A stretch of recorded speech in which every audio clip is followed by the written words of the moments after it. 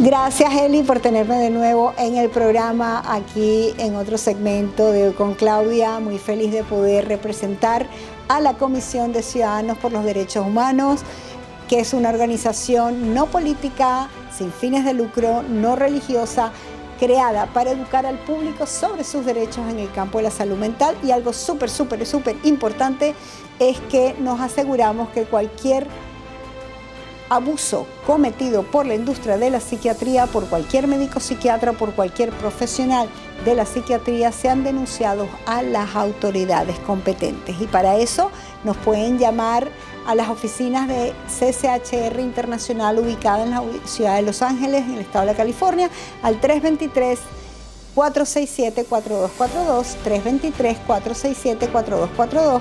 Y si está aquí en el estado de la Florida, nos puede llamar al 1-800-782-2878. ¿De qué les voy a hablar hoy? Pues aquí estoy en el Museo de la Industria de la Muerte, que está ubicado, particularmente estamos ubicados en el estado de la Florida, de los cuales vamos a dar a conocer todos los paneles y usted va a saber todo respecto a la industria de la psiquiatría desde sus inicios hasta el día de hoy. Las cosas que se han hecho, las atrocidades que se han cometido, lo que se ha hecho en nombre de la salud mental. Y valga decir que la Comisión de Ciudadanos por los Derechos Humanos fue fundada en el año 1969 por el psiquiatra, el doctor Thomas Szasz, y por la Iglesia de Scientology para defender, cuidar y proteger los derechos de los ciudadanos con respecto al tema de la salud mental. Bueno, sin mayor preámbulos, aquí les invito a que nos visiten y se adentren dentro del museo, que es la industria de la muerte del Museo de PSYCHATRY aquí en Florida. Y aquí presentándoles un nuevo capítulo del Museo de la Industria de la Muerte de la Comisión de Ciudadanos por los Derechos Humanos, donde qué hizo o qué hace la psiquiatría con la creatividad. ¿Cuántos artistas no han sido víctimas de la psiquiatría? Desde la legendaria Marilyn Monroe hasta el querido Kurt Cobain, víctimas de la psiquiatría. Aquí los dejo con este episodio que da mucha tristeza porque artistas, gente de arte, gente bella, ha sido víctima de esta industria. Austin, Texas. High up in a university tower, a sniper shoots at unsuspecting victims in the plaza below as scores of students flee. Police have apprehended a lone gunman in an attempt on the life of President Ronald Reagan outside the Hilton Hotel in Washington, D.C. 6-hour standoff with police. William Cruz is accused of a violent murder rampage that killed 6 people, including 2 policemen. Jeffrey Dahmer stands convicted of strangling and dismembering 17 young men and boys throughout the greater Milwaukee area. Charged with the raping and killing of a 7-year-old girl in a woman's bathroom. Life imprisonment for drowning her 5 children. Family bath sentences for the slayings of his mother. The bludgeoning death of her 2 young sons. Custody for the stabbing death of his daughter. Arrested 3 months before the murder.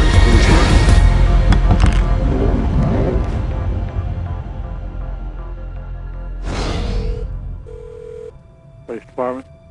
Yeah. I just killed my 2 daughters. Sir? Yeah. Tell me what happened. Okay, what's going on right now?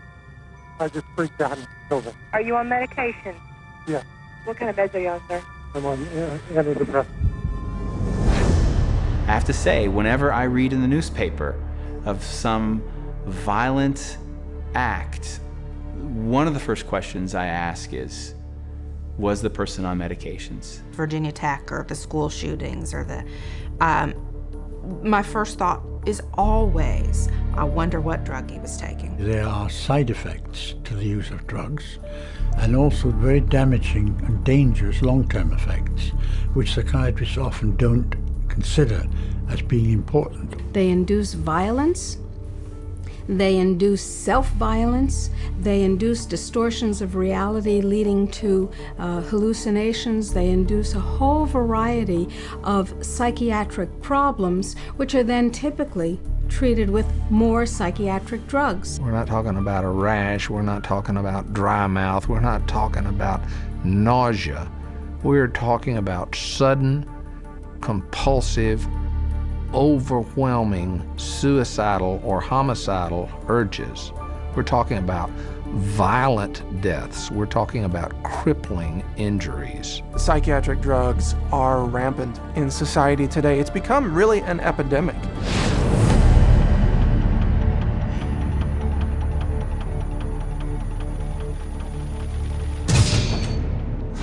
The first drug that they put him on, I did not like it. He had a very bad reaction. He became a completely different person. He was very, as you would say, aggressive. He became obsessive compulsive, paranoid about bad guys, afraid of dying. He started sniffing his hand 20 to 30 times a minute, out of control rages. He couldn't think straight, he couldn't act straight.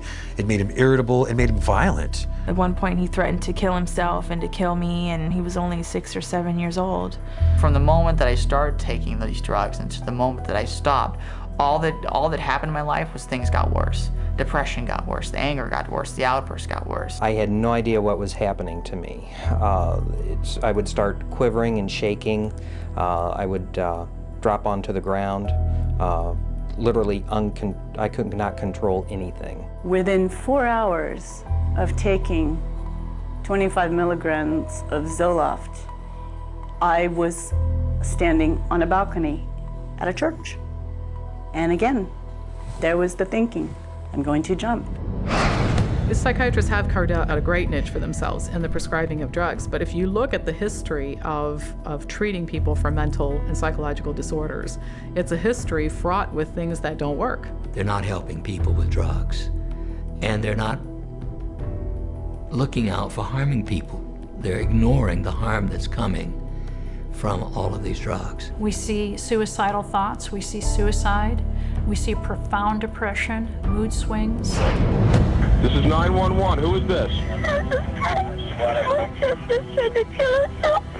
I'm trying to kill herself. Where is your sister? What is she trying to do? Take pills?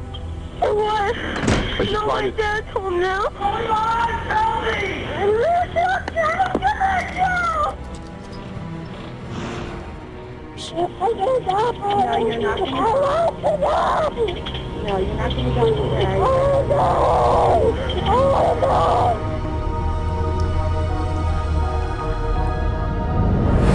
no! You don't want to think that a drug could affect someone's behavior in that way, but it does. It happens all the time. Suicide is just one in a long list of possible side effects of the medications that the doctors will seldom link to the medication, but instead blame it on the patient. What's the cause of death going to be written? Not going to be written that the drug had anything to do with the death. It's going to be recorded as a suicide. There's not a single psychiatric drug out there that's going to fix a problem. At best, it's going to cover up symptoms. At worst, it might kill you.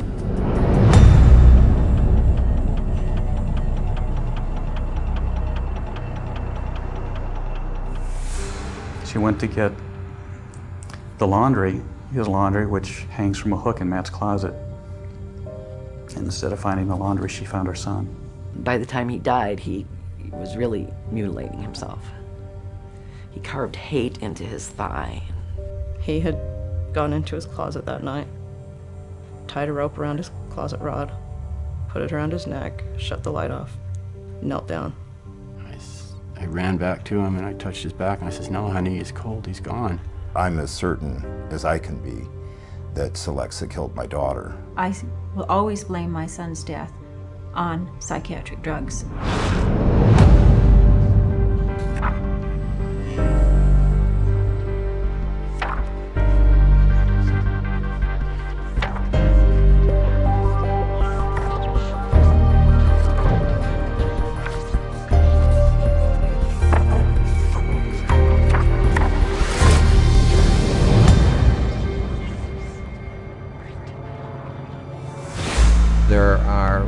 numerous reports of significant violent acts, not just suicide, but significant violent acts of murder-suicides in patients who were being prescribed antidepressants for relatively minor conditions, and they then just snapped. The drugs that are used are known worldwide to increase suicidality and increase homicidal violence. Might there be a link between the school shootings or the extremely violent shootings that have occurred in the U.S.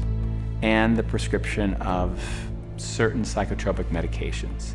I think the answer to that is a clear yes. The school shootings that have happened here over the last several years in this country, most of the students who engaged in this violent behavior were on psychotropic medications that had been prescribed to them by psychiatrists.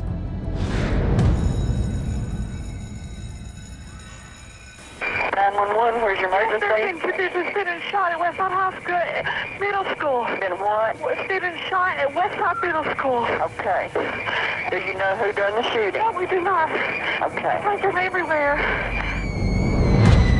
I was lucky I wasn't shot, because I was the only one standing up. My friend Nate got shot in the shoulder.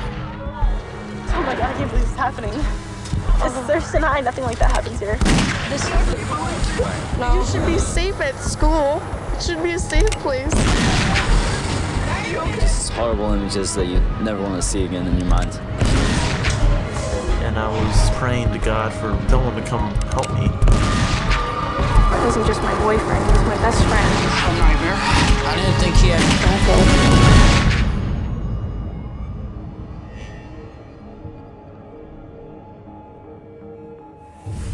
Whenever a school shooter is taking a drug, it is, you know, the press don't get the information. If they ask about it, they're told this is private information. So the public is kept in the dark about the drugging of these kids that leads to this violence. You have to ask yourself, how much help can these drugs be to somebody if they start experiencing these side effects of extreme anxiety, a desire to kill themselves, desire to kill others? What kind of help is that for the person? Did you see these kinds of incidences in the 1960s or pre-1960? Was anybody shooting up their classrooms? There were guns. We didn't have as many gun control laws then as we do now. No, we didn't. So what's different? The psychotropic drugs, that's what's different.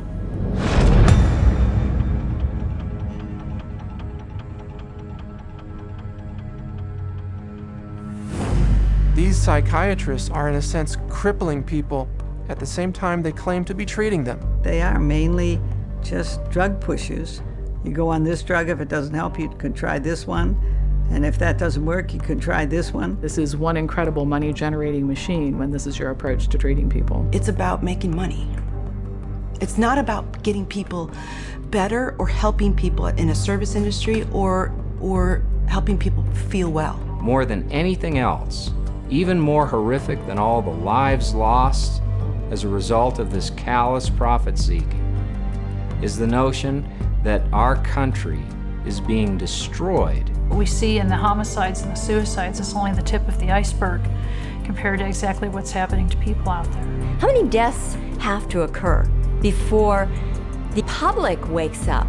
Wake up before it's too late.